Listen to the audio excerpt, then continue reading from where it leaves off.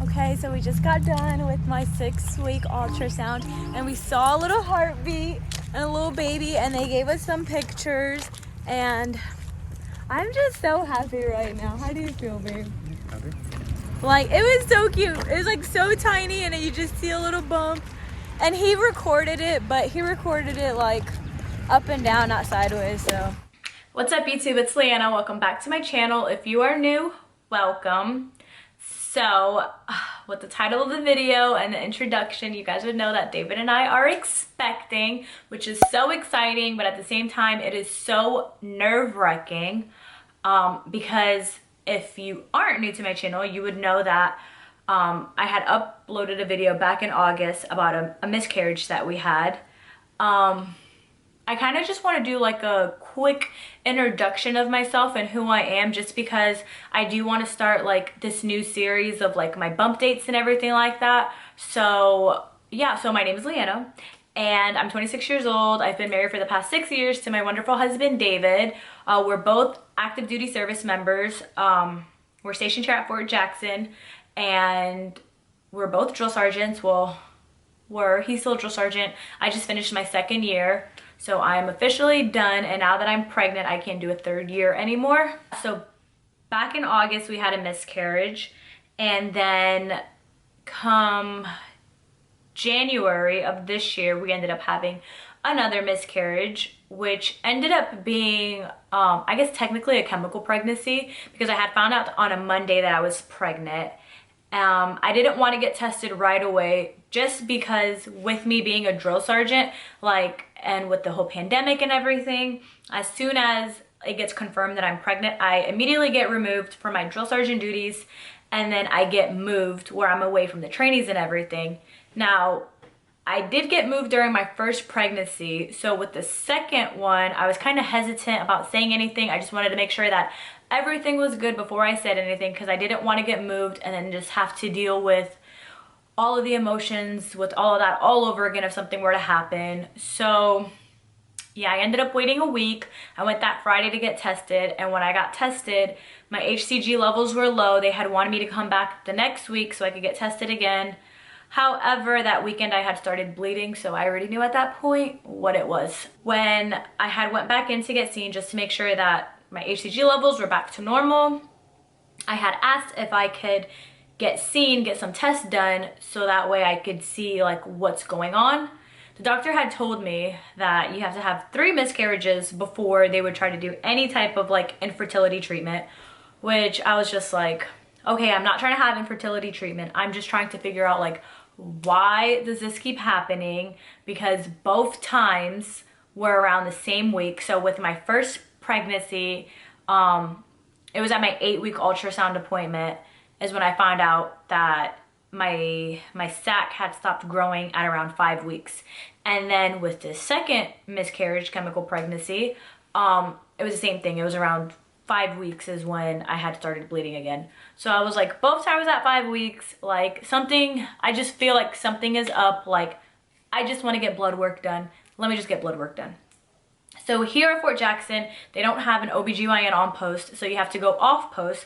So I went back to the clinic that I was getting seen at the first time that I had my pregnancy, and they did blood work, which I am so freaking grateful that I like fought for them to do blood work, because it ended up coming back that I have something called MTHFR. Hold on, I have my iPad here with me with all my little notes on it, so let me make sure that's what it's actually called. MTHFR, yeah.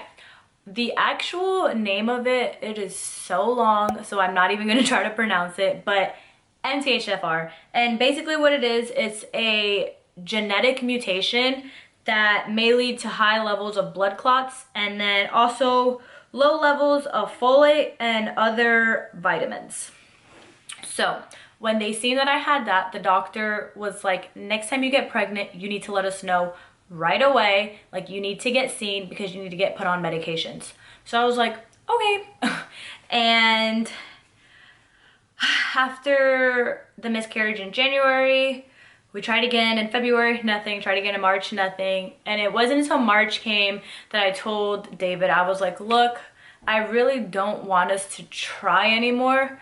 Like, mentally, it was just so Like I was not in a good headspace just from like, you know, like this is something you really want so bad. So I was just stressing myself out. And then every month when my cycle started, I would start crying again because obviously like I didn't want it to start. I got like heavy into the gym, so I was working out all the time, making good progress. Then, like I said, we're drill sergeants, so I was like, okay, like I'm gonna put in a 3rd year so I could drill again for an extra year. So I had that going. Summer's coming up, so I was like, I want to get ready for summer, do fun stuff in the summer. Like I just don't want us to try right now. Like I don't know, it was weird. I started feeling better about myself and I just was like, let's not try this baby thing. So I guess we ended up not trying, but still like trying, and we got pregnant. So yeah, on April 11th, it was a Monday again. I was 7 DPO, so 7 days past ovulation, and it was about 12:30 in the morning. And I just like, my stomach was hurting me. I woke up, I went to the bathroom, and we're about to get a little TMI right now, okay? So, little disclaimer, TMI information coming up. My stomach was hurting so bad. I went to the bathroom. I like legit just had the runs. I was on the toilet for like about an hour. And to make it even worse, I had the runs and I was like throwing up at the same exact time, and I was just like hot and sweaty, but then I had like the chills and it was just disgusting. It was not a good time. So I had went to the clinic to just get checked out to see what was going on. They had me do a pregnancy test. I knew that even if I was pregnant, it wasn't gonna come up positive. They said that they thought it was probably like the stomach, like a stomach virus, or I had like food poisoning or something. So they gave me some medication for it. And then later that night, I had a slight fever, and I literally just slept the whole day. I did not feel good at all. The next morning when I woke up, like I woke up fine. Like if nothing happened the night before, which is really weird. And I was like, okay, like what's going on? So David was like, are you pregnant? And I was like, no, I don't think so. And I was like, and frankly, I hope at this point that I'm not, because these aren't fun, like little pregnancy symptoms. But again, I didn't think I was pregnant or anything like that. So I was thinking about it like throughout the week. And on that Friday, I was like, you know what? Let me just test just in case, because who knows? Maybe it could have been. And I was like, maybe it could have been implantation, right? So that Friday I tested, and then I had a positive line. Again, I was like excited but nervous, and I didn't really have like too many emotions because I just didn't know what to think. Like I already went through 2 miscarriages in the past. Like I don't know what to think about this 3rd one. But the first thing I did was, like, even before I told David, I called my doctors and I had scheduled an appointment for me to get seen so I could get put on medication. Now they kind of gave me the runarounds with this whole like TRICARE stuff and referrals and everything, and long story short, they didn't want to see me that Friday, so I ended up going in person on Monday. When I went that Monday, they tried giving me issues again. I was able to get the issues resolved, and the doctor had seen me that day. So that day that he had seen me, I got prescribed Lovenox, which is a shot that helps with preventing blood clotting. I got put on progesterone, so progesterone is gonna help, I guess like the baby grow and everything with my stomach, like a good little environment for the baby to like nourish. I got put on baby aspirins again, which helps with like blood clotting, and then obviously like my normal prenatals. Starting the day that I found out I was pregnant, which I was 11 DPO, from that day up to my first appointment. So I found out I was pregnant on April 16th. My first appointment was May 4th for a 6-week ultrasound. I had tested every single day. And the only reason why I tested every single day was because I just wanted to see like a progress line, because with the second miscarriage I had tested throughout that week and like I saw my line fainting. So I just wanted to make sure that like the medication was working and that everything was going well, and that my HCG levels were rising, which thankfully they were. Like the dark was so freaking dark compared to the control line. And yeah, we went to my 6-week appointment and everything was great. So we ended up seeing the heartbeat. We couldn't hear it because the baby's still too small for us to hear it. So she said, I don't know, like if it, I don't know why we couldn't hear it, but she just said it was too small. So she was able to measure it though, and the baby's heartbeat was at 117 beats per minute. And from 6 weeks to 7 weeks, I guess the normal heart range is between like 90 and 110 beats per minute. So it was like 7 beats above, which is really good. I was, according to my last monthly period, I was supposed to be 6 weeks and 3 days, but the baby measured at 6 weeks exactly. And then we also got an ultrasound. So I will show you what my ultrasound looks like at 6 weeks. Like, honestly, you really can't see anything. It's just like this little blob, and it says baby, which is really cute. So there's that little baby. So she gave us 3 of these ones. So I'm keeping one, and then we're just gonna give the other 2 to our moms. And then they gave us this ultrasound too.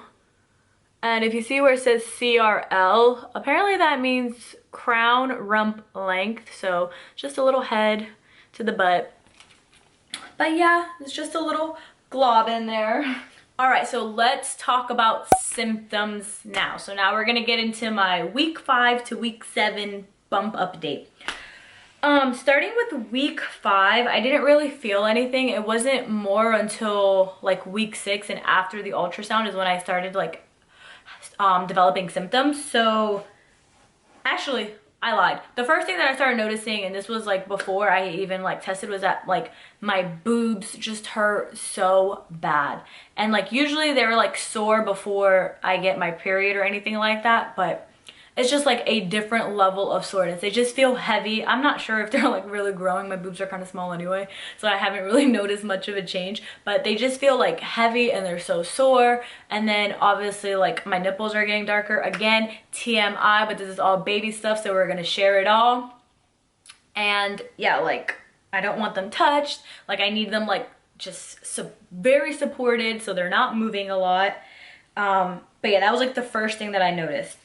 And that was from like before I found out that I was pregnant. Now, going back to like after my 6-week ultrasound appointment, a few days after that is when I started experiencing like nausea. And like, how do I explain this? I just have like this upset feeling. And it's not even when I wake up. Like when I wake up, I'm fine. It's just later throughout the day. Like if I smell something or anything like that, like my stomach just starts automatically becoming upset and I don't want to eat anything. Like, I don't know, nausea is like a big thing. Another one is I'm always tired. And I don't know, honestly, if it's me just being lazy or if it's actually me being tired, but I could just sleep all day. Like just lay down, like especially like when I'm watching like movies or like shows or anything. Excuse me, like I can't even stay up the whole time and watch it. Like I could just sleep. I could wake up, go downstairs, do something, take a nap, wake up for like an hour, take another nap, and like sleep until that night, wake up, watch something again, go to sleep the whole night, and like repeat. Like I'm just always tired. And then food aversion has been kind of like a little biggie one for me. The biggest thing is like peanut butter. Just like the thought or smell of peanut butter is just like disgusting. And I want to say that it is because the night that I think I was like going through implantation and I was throwing up, like the most distinctive taste I had was throwing up peanut butter, because I had peanut butter that night before I went to bed. So peanut butter, like the thought of it, the smell of it, anything. Like David eats those little pretzel nuggets that have like peanut butter in it, and I'm just like, don't eat that around me, because it like, ugh. And at first I just thought like, okay, am I being dramatic here? And I don't know why I did this, but I smelled like a peanut butter jar just to see, and oh, I swear I wanted to throw up. Like, ugh. But peanut butter is like the biggest thing. I wouldn't say this is a food aversion, but I don't really want anything that has to deal with meat. So like if I'm cooking dinner, I will make meat for David, but I'll just eat like everything else other than whatever meat. And then also like anything that smells greasy, like French fries or like chicken nuggets or like burgers and all that stuff, I'm just like, ugh, it just makes my stomach upset just the smell of the grease. So I stay away from anything greasy. Okay, so cravings. I don't think I'm really craving anything. Again, like there's certain things that I won't eat. But yeah, I don't really think I'm craving anything. I think the one thing that I do eat a lot though was like rice and like pasta salad or like macaroni salad. And the crazy thing is all these symptoms that like I'm having, I spoke to my mom about, because I told my mom, like, so we told both of our moms, so, well, our parents, so both of our parents already know. We haven't put anything out publicly yet. But yeah, I told my mom like all these symptoms I'm having and like what I've been eating and stuff. And she was saying that that's like the same way she was with me. Like she didn't eat meat. She always ate like rice and potato salad. Like, I don't know, it's just crazy. And I'm just like, we might have a little girl, David. David really wants a boy. I don't care what we have, but I'm like, dang, me in the house and then another little girl, like, David, I'm sorry. A lot of sassiness in the house. Okay, so let's do a little bump shot. I don't think, I don't feel, well, obviously, like, I don't really have a bump. I don't feel like I'm really bloated or anything like that, but then at the same time, I kind of do feel like I'm bloated, so I don't know. There's not really much to see, but I will show you what my little bump looks like. Okay, so I'm in jeans. My jeans are fitting fine. This is my stomach from the side. And then forward, and then this side. I'll unbutton my pants a little so you could see. So yeah, I guess I'm just a little bloated. The Band-Aid is from the shots. And yeah, this is my little 7-week bump date.